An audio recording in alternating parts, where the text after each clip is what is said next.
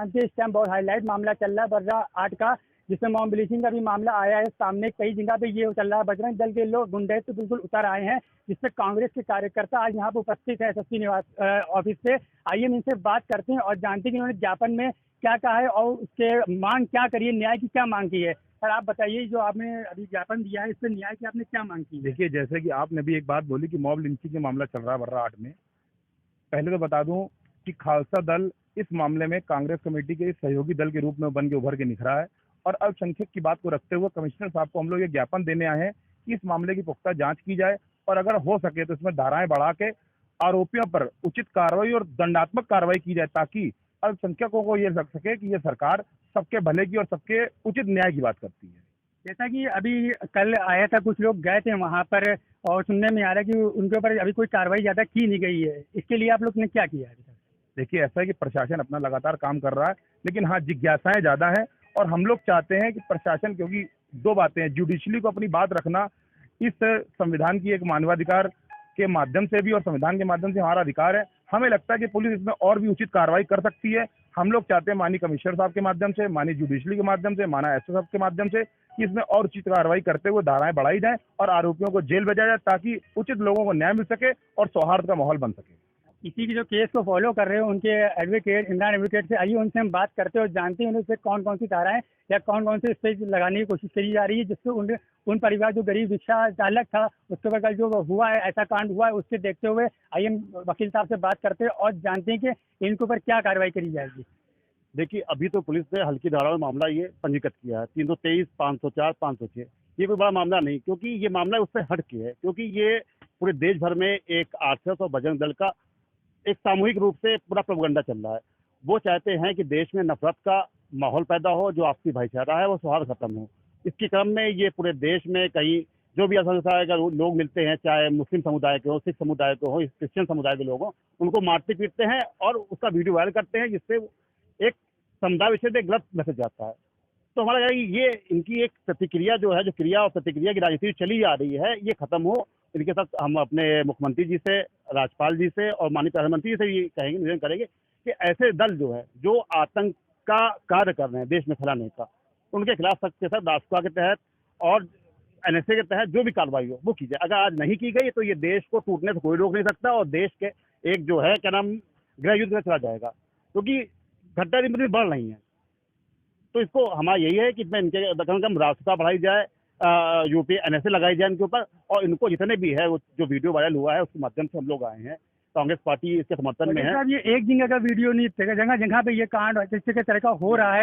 इसके लिए बहुत लोगों ने इस तरह यहाँ पे एसएसपी निवास पर आके और कमिश्नर निवास से सबसे जगह ज्ञापन दिया है, लेकिन अभी तक इस पर कोई कार्रवाई हो नहीं पा रही है और जगह जगह हम जैसे देखा जा रहा है जगह जगह की वीडियो वायरल हो रही है। इसके लिए क्या कर सकते हैं कि ये चीज जो हो रहा है इसी को बंद कर दिया जाए? बिल्कुल देखिए, ये काम तो हम लोग अपनी बात रख सकते हैं, अब ये शासन कहाँ तक किसके दबाव में कार्य कर रहा है ये वही जाने, क्योंकि आम एक मुस्लिम कोई कहीं कार्य करता है उसको तुरंत राष्ट्र लगा दी जाती है। ये तमाम मसले में हुआ है, कोई बात हुई तुरंत पे लगा दिया, धर्मांतरण परिवर्तन का आरोप लगा दिया गया।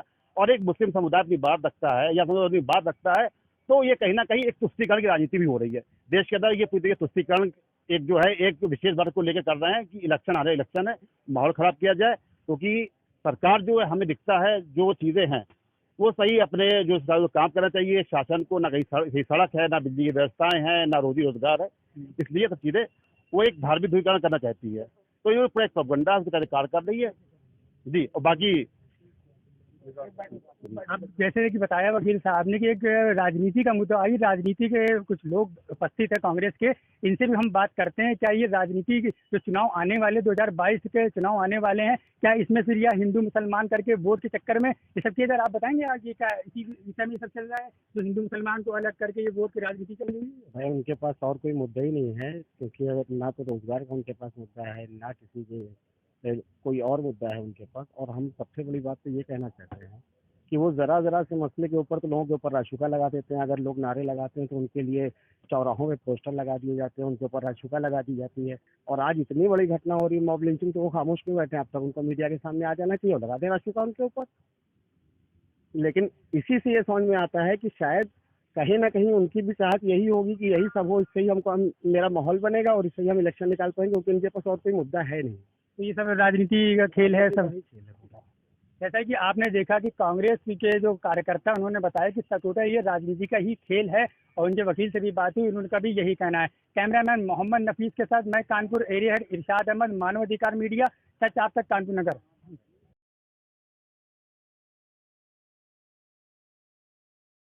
दो लोगों से मेरी बात हुई, उन्होंने ये बताया कि ये राजनीति का एक खेल है। 2022 के जो चुनाव आने वाले हैं, आप इसमें क्या कहना चाहेंगे? ये चुनाव का खेल है या सिर्फ एक भाजपा के खिलाफ साजिश रख के कोई अदर आदमी, कोई अदर पार्टी कर रही है? नहीं, इसमें देखिए ये हिंदू संगठन है, जो कट्टरवादी लोग हैं, अपने आप को बहुत ही कट्टरवादी सोच रखते हैं। ये आज ये पहली घटना बर्रा की नहीं, इससे पहले चचेरी में और इससे पहले कर्नलगंज में, हलीम कॉलेज में घूम घूम के इस तरीके की कट्टरता फैलाई जा रही है, जिससे एक नफरत की आग फैल रही है पूरे शहर में। और केवल मुस्लिम समाज ही इससे हताहत नहीं है, क्रिश्चियन समाज भी, हमारा सिख समाज भी। जो ज़्यादा टारगेट है वो मुस्लिम और क्रिश्चियन है, ठीक है, क्योंकि उनको सिख समाज में इतना ज़्यादा मिलता नहीं है, तो वो इस पर ज़्यादा नफरत फैला नहीं पा रहे हैं। जो नफरत फैला पा रहे हैं कभी धर्मांतरण को लेके, कभी और लव जिहाद को लेके, ये सिर्फ जो है मुस्लिम और क्रिश्चियन समुदाय को ही टारगेट बना रहे हैं। तो ये एक बहुत सोची समझी राजनीति है इनकी, और ये कट्टरता ये जब पूरे मुल्क में फैला रहे हैं। कहीं ना कहीं रोजाना घटनाएं होती हैं, लेकिन इसमें कहीं ना कहीं ये जो प्रशासन या जो सरकारें हैं वो मौन है, इस पे वो कार्रवाई नहीं करें। अगर उचित कार्रवाई नहीं करती है तो शायद ये सरकार और मगर मौन क्यों है? मतलब ये क्या किसी के दबाव पे है? बिल्कुल, ये कहीं ना कहीं इनका संरक्षण है सरकार का, तभी इतना इनका मनोबल बढ़ रहा है। लेकिन जैसे देखा जाए कि कहीं और दूसरे समुदाय पे कोई होता है तो उससे कहीं उसके मकान गिरा दिए जाते, कहीं रास्ता लगा दी जाती, कहीं किसी तरीके का उसको बिल्कुल दबा दिया जाता है। लेकिन इससे इनको जो है इस तरीके कोई कार्रवाई नहीं की जा रही, जिससे इनके मनोबल बढ़ रहे हैं।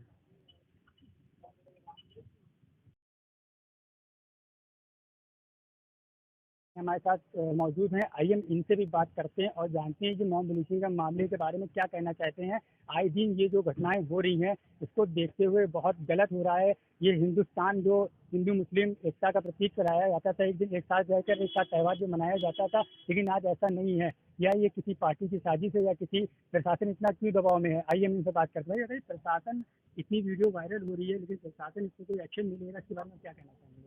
इसका सीधा सीधा यही फंडा है कि पूरी तरह से ये सत्ता पक्ष के दबाव में सारे काम हो रहे हैं।